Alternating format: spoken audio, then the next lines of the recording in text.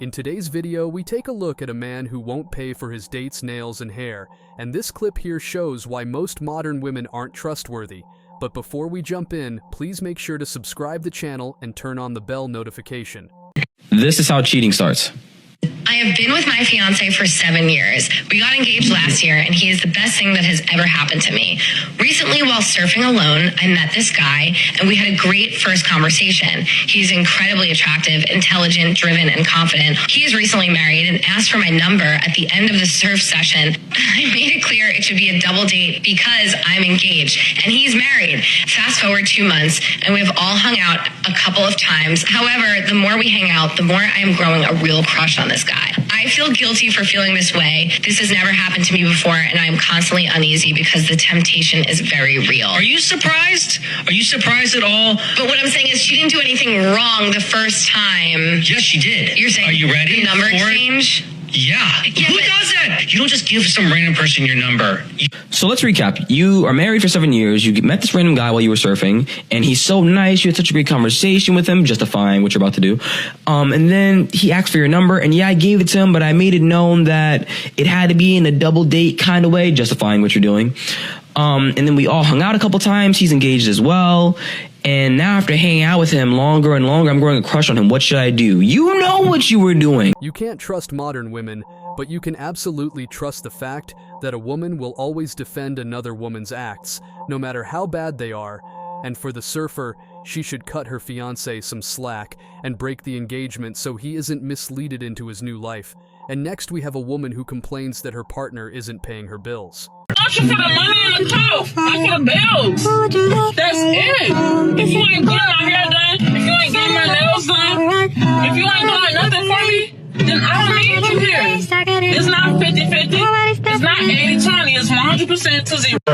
Your girlfriend right now and tell her to call up any of her guy friends or boy best friend and tell him that you guys broke up, that she's sad and feeling miserable, and that would he like to come over and hang out. If he takes that opportunity, he will sleep with her if he could. He's just playing a bench. He's just playing second fiddle because they're just playing their part until your relationship is in jeopardy.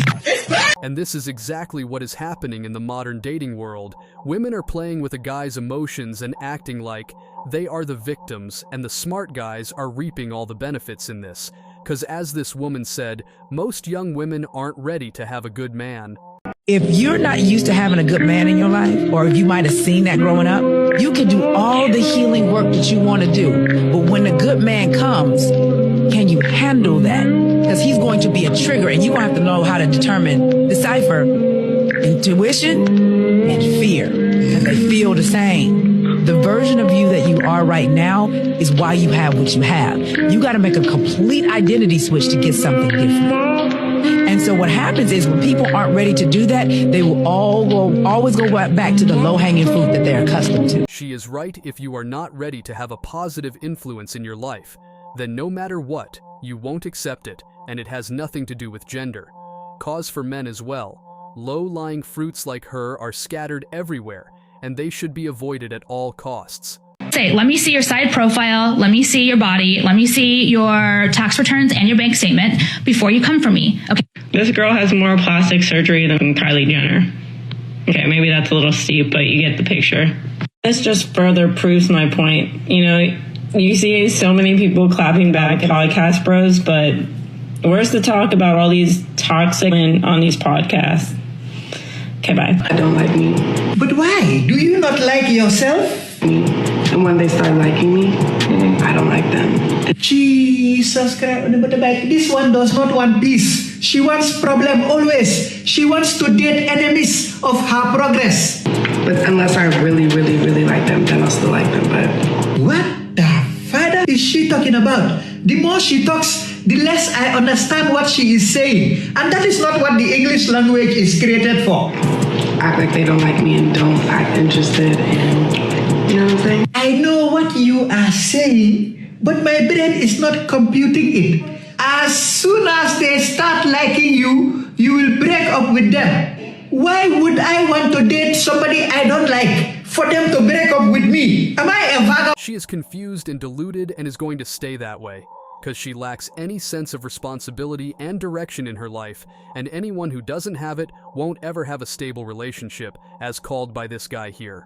If you have 8 failed relationships, you don't know how to listen. You do not know how to take direction. And direction is not like, I don't want to put that in a submissive aspect, but taking direction, like maybe, hey, you know what? You need to just do this just this way, so then that way you get further in your life. And guess what? Maybe she doesn't listen in that regard. Hey, if you want for me and you to be better, I need you to do this so then I could give you that. Maybe she's not listening in that regard. The ones that I believe jump from relationship to relationship to relationship to relationship is because she doesn't listen to anybody. And we are supposed to be the provider and we're supposed to be the leader. But if you're not allowing him to lead because you're just not listening, then it's going to cause confrontations, which is eventually nobody's going to want it. Ladies, listen to him.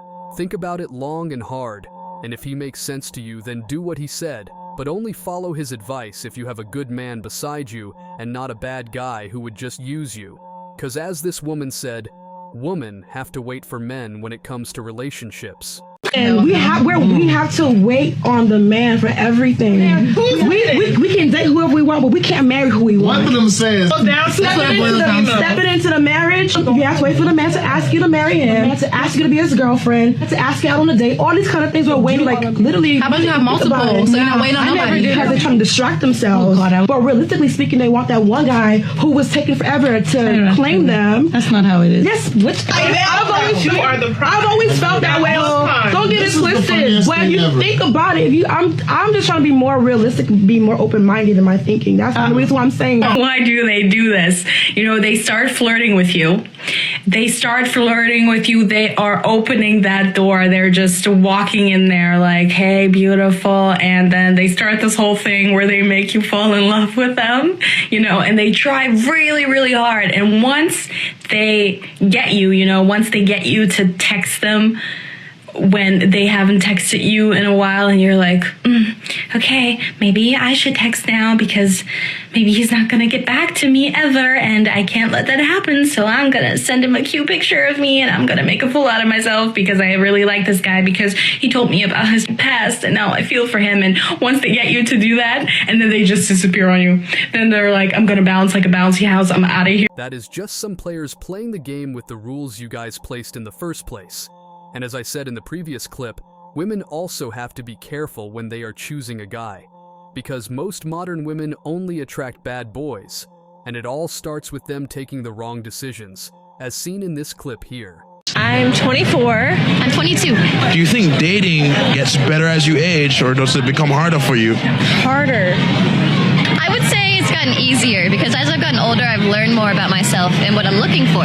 So if someone's not matching what I'm looking for, I'm not even worried about it. So you have higher standards? Absolutely. Do you think that's going to close your dating pool down or expand it? I hope it closes it down. You don't think that as a man becomes more successful, he'll have his pick of the litter? No, I feel like as you get older, it gets smaller. Is it going to be a yes or a no with Adam? Okay, yeah, sure. Is it going to be a yes or a no with Jess? No.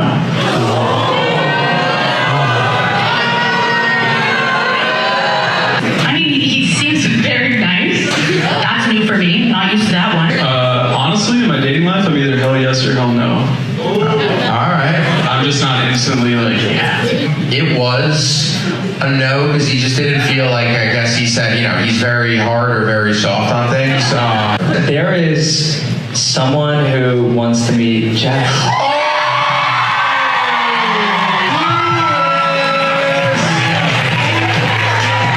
Roses are red, bodies are